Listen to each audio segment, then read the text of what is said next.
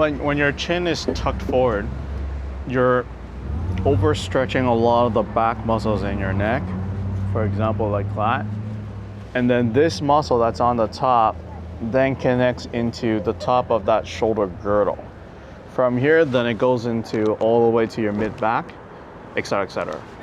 So when your chin is pushed forward, you're stretching this muscle, then attachment to here, hence why you will feel pain in certain areas on your back.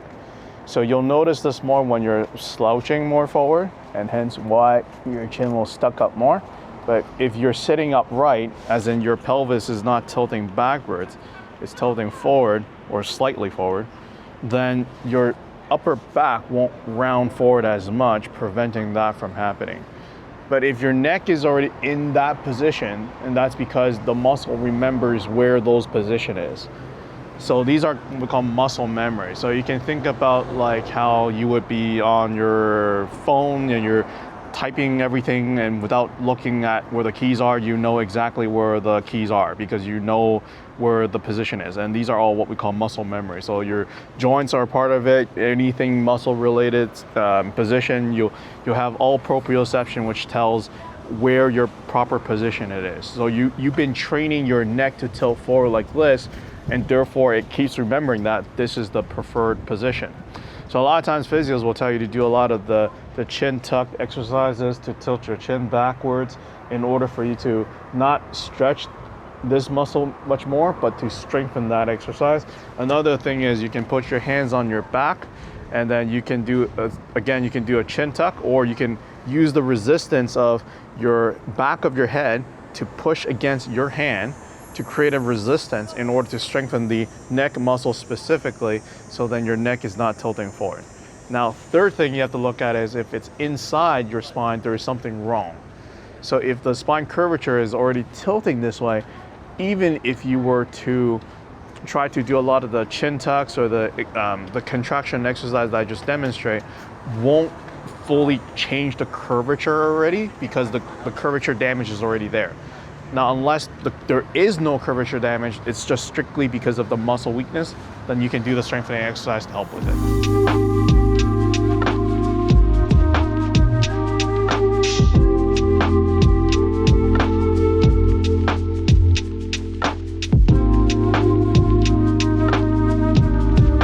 And that's because you're either slouching forward a lot, as in, or you're using some kind of a lazy boy chair that you're rounding your shoulder a lot, or your bum is not exactly on the back of the seat. You're like there's a one hand width of I guess a space between there, and then from there you're leaning your back like that, and then you're typing. So when you're slouching like this, you're gonna cause that problem no matter what. So make sure that your bum is sitting all the way to the back, and your back is fully rested at the backrest, and you're sitting upright. So that way you can't slouch. So it's extremely hard for me to slouch forward because my back is all the way to the back of the backrest.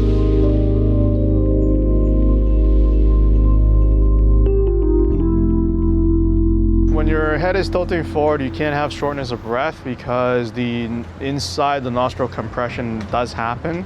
So when you try to do deep breathing or just breathe in through your nose is very difficult because it's being compressed.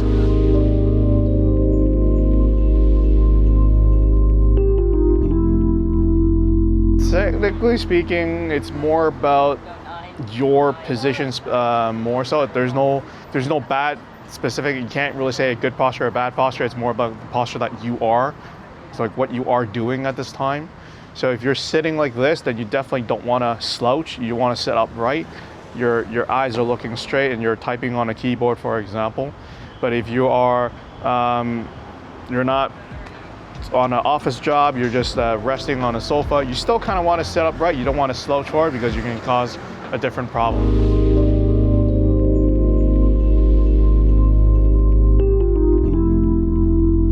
Yeah, so the weight of your head, that study's been debunked so many times, but people still think that your weight of your head shares a lot of your pressure. Actually, it's not really the weight of your head, it's actually the muscles working. So if your muscles are not working, it does not matter how heavy your head is, you're gonna affect that no matter what. So it's more about the muscles actually working and contracting to hold your head upright versus whether your head is tilting forward If it's tilting forward, it's gonna affect the muscles no matter what, regardlessly how heavy the head is.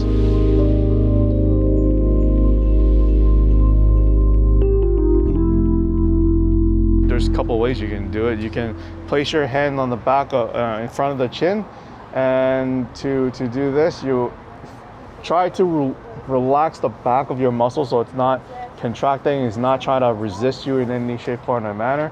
And then you're pushing with your hand, you're kind of pushing back towards you to do that chin. Or you could do it without the hand and just use those muscles, but people find that it's a little bit more difficult to activate those muscles. So we usually just tell people, just place your hand on the chin and then push slightly back. So that way you can relax the muscles on the shoulder. You hold that for position for about 3 to 5 seconds. And then rest for 3 to 5 seconds, and then continue doing multiple times. And you can do them multiple times, as in 3 times a day, 4 or 5 times a day. You don't have to limit yourself, but if you want to put into regiment, then you'll do 2 sets of 8.